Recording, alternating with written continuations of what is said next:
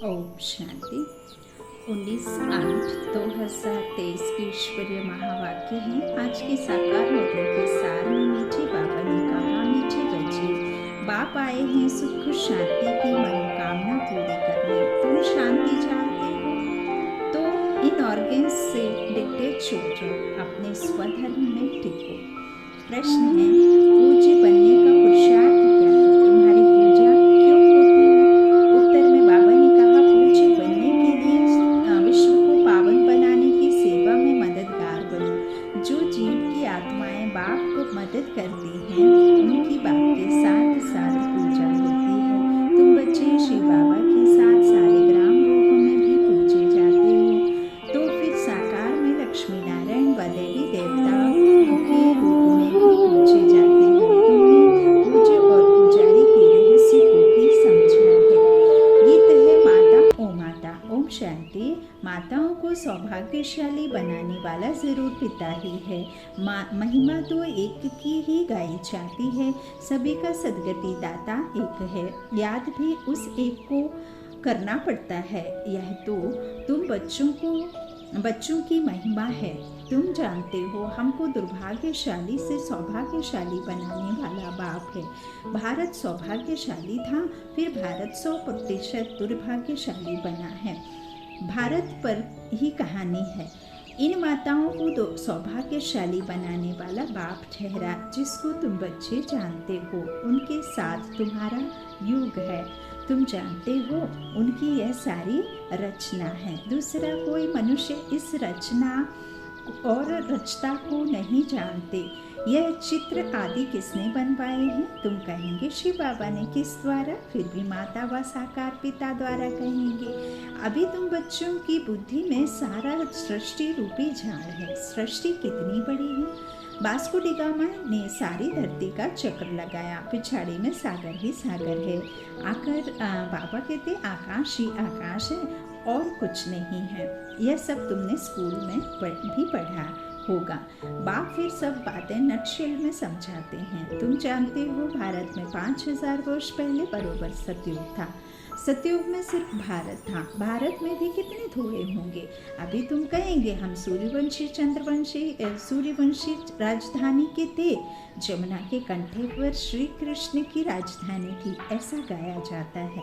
दिल्ली को ही परिस्तान कहते हैं। पहले जरूर कोई की राजधानी होगी। तुम कहेंगे हम सूर्यवंशी राजधानी के थे, बाद में अलग अलग हो जाते हैं। तो प्रभाव वास्तव में जहाँ राज्य करते हैं वहाँ होता है। भारत का बहुत प्रभाव है। ये सब बातें तुम्हारी बुद्धि में टपकनी चाहिए, धारण करना होता है। शिव बाबा को ही फिर सोमनाथ ज्ञान का सागर कहते। सोमनाथ पुजारियों ने रखा है। सोमनाथ नाम पुजारियों ने रखा है, असल नाम है शिव बाबा। शिव किसको कहा जाता है? आत्माओं के बाप को। आत्मा तो बिंदी है, गाया जाता है परम पिता परम आत्मा, सुप्रीम सोल, गॉड फादर। तो सोल अर्थात आत्मा। आत्मा बड़ी छोटी नहीं होती है। बाप कहते हैं मैं भी इसमें प्रवेश करता हूँ। तो कोई को मालूम नहीं पड़ता है, परंतु समझते हैं प्रकृति के बीच में वह छोटा सा स्टार है ना। तो कहेंगे मस्तक में मणि है। मणि आत्मा को कहा जाता है। कहते हैं सर्प के मस्तक में भी मणि होती है।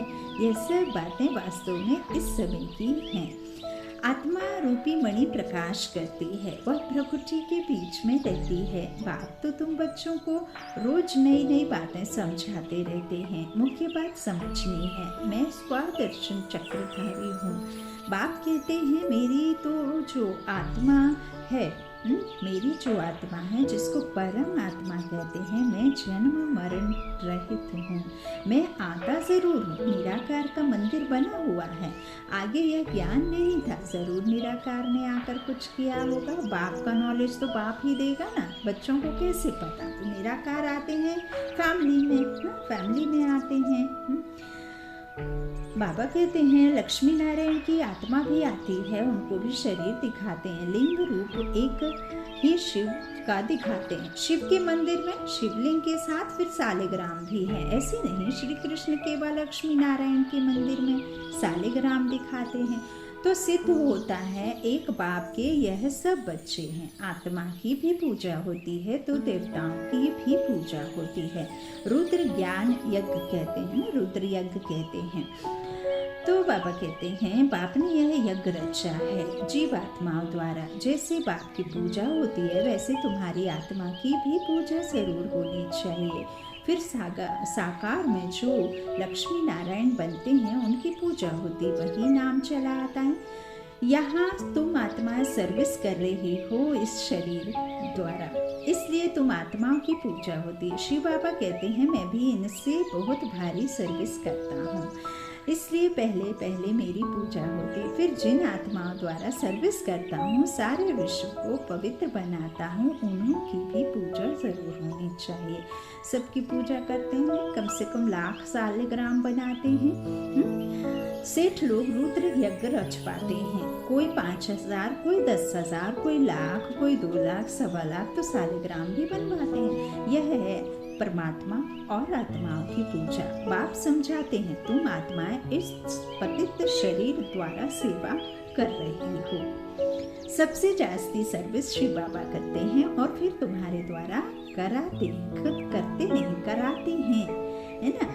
तो तुम आत्माओं की पूजा होती। बाप के साथ पहले पहले तुम्हारी महिमा आनी चाहिए। जानते कोई भी नहीं है, न रुद्र को न सालिग्रामों को जानते। जिन्होंने राज्य पाया, अभी तुम राज्य पा रहे हो। पूजा मुख्य की होती है, वह है लक्ष्मी नारायण, जिनकी डिनाइस्टी गाई हुई है।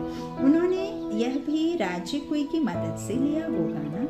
तुम बच्चों की मदद से राजधानी स्थापन होती है। बड़ी मीठी बातें हैं, नक्शल में बाबा समझाते रहते हैं ताकि धारण भी कर सको। मुख्य धारणा की बात है, मुझ बाप को याद करो। तुम्हारी आत्मा में भी झाड़ और चक्र की नॉलेज है। नंबर 1 सबसे पूज्य शिव बाबा आत्माओं का बाप है, जो तुमको बैठ ऐसा लायक बनाते हैं। तुम आत्माओं की पूजा होती। हम पूज्य और पुजारी कैसे बनते हैं सो अब समझते हो। भारतवासी ही पूज्य और पुजारी बनते हैं। अभी सब पुजारी हैं, फिर पूज्य होंगे।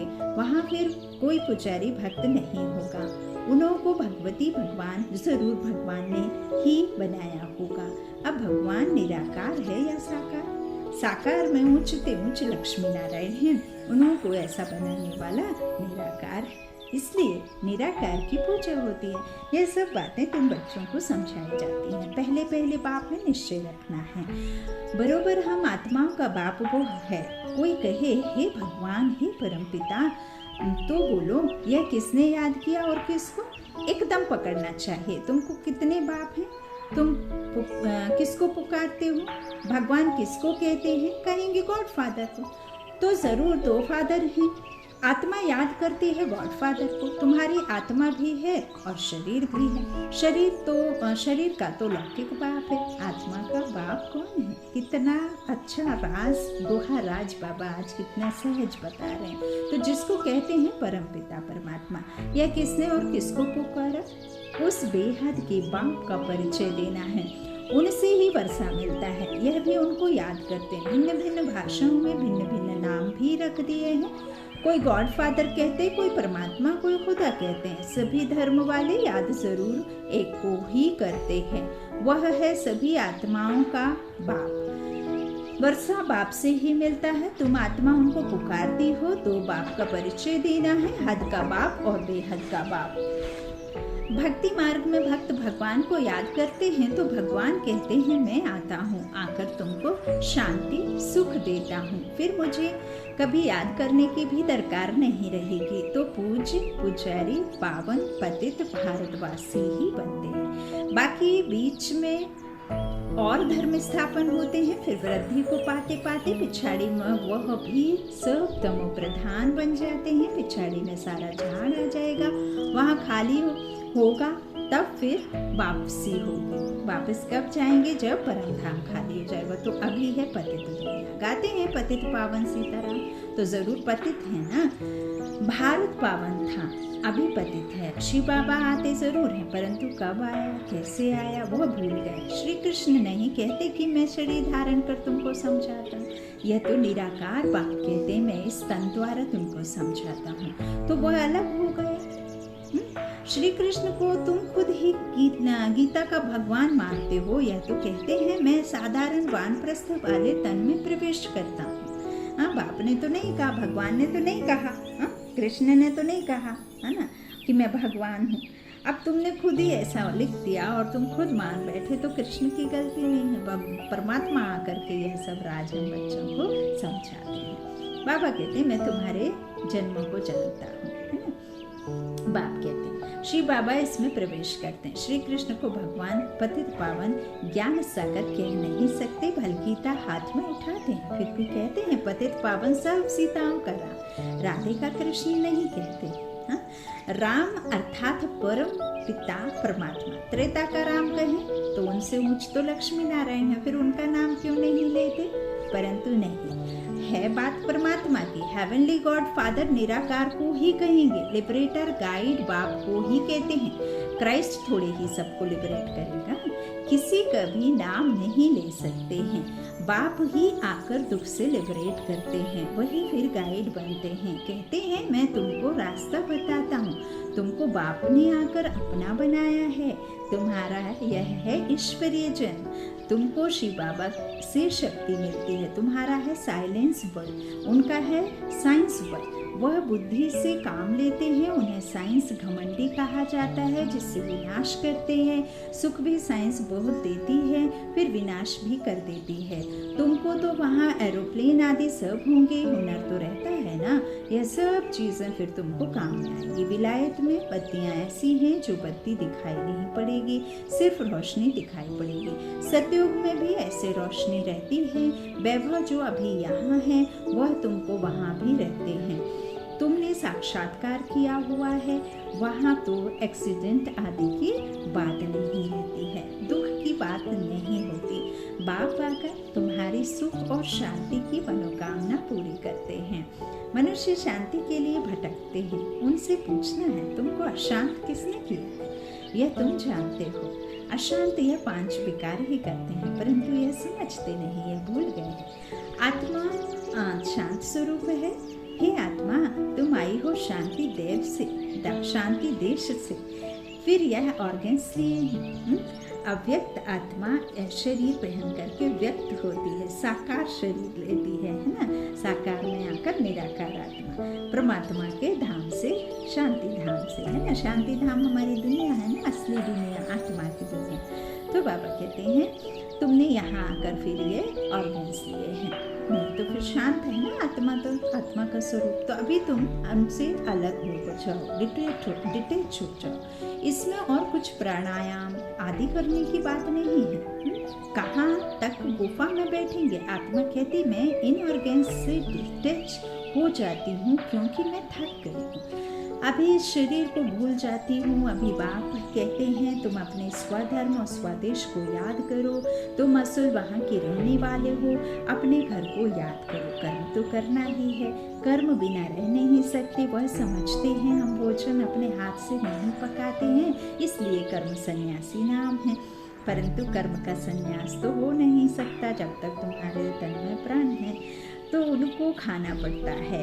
इसलिए फिर गृहस्थियों के पास जन्म ले निवृत्ति मार्ग में जाना है, क्योंकि भारत को पवित्र बनाना है। भारत में ही प्योरिटी थी, सब प्योर थे, अब सब पतित हैं। बाप बैठिए राज समझाते हैं, फिर कहते हैं बच्चे और कुछ ना करो, सिर्फ बाप को याद करते रहो, तो तुम्हारे विकर्म विनाश हो जाएंगे और तुम मेरे पास चले आएंगे। ड्रामा पूरा होना, सतो रजो तमो से पास होकर अभी सबको वापस जाना। अच्छा, मीठे मीठे सिकिलाधे बच्चों प्रति माता पिता बाप दादा का याद करो। गुड मॉर्निंग रूहानी बाप के रूहानी बच्चों को नमस्ते। हम रूहानी बच्चों के रूहानी माता पिता बाप दादा को याद प्यार और गुड मॉर्निंग। शुक्रिया बाबा, शुक्रिया।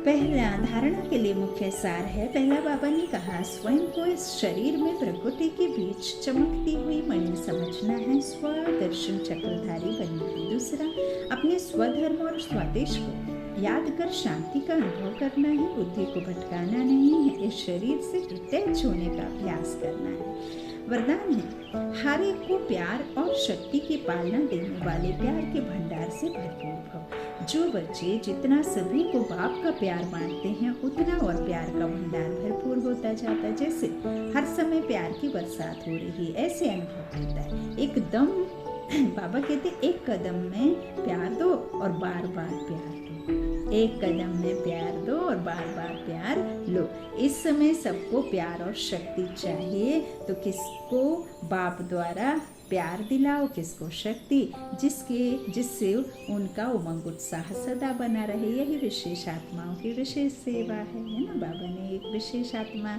का गुण चुना है ना, 36 गुण नहीं, एक आत्मा का विशेष गुण, एक अपने बच्चे का विशेष गुण, और फिर बाबा ने उन्हें विशेष बनाया। तो स्लोगन है, जो मायावी चतुराई से परे रहते हैं वही बाप को अति प्रिय होते हैं। जो मायावी चतुराई से परे रहते हैं वही बाप को अति प्रिय होते हैं। माया धन नहीं, विकारों रूपी माया से जो दूर रहते हैं वही बाप के अति प्रिय होते हैं। अच्छा, ओम शांति। शुक्रिया बाप दादा, शुक्रिया आप सभी भाई बहनों के स्नेह का प्यार का।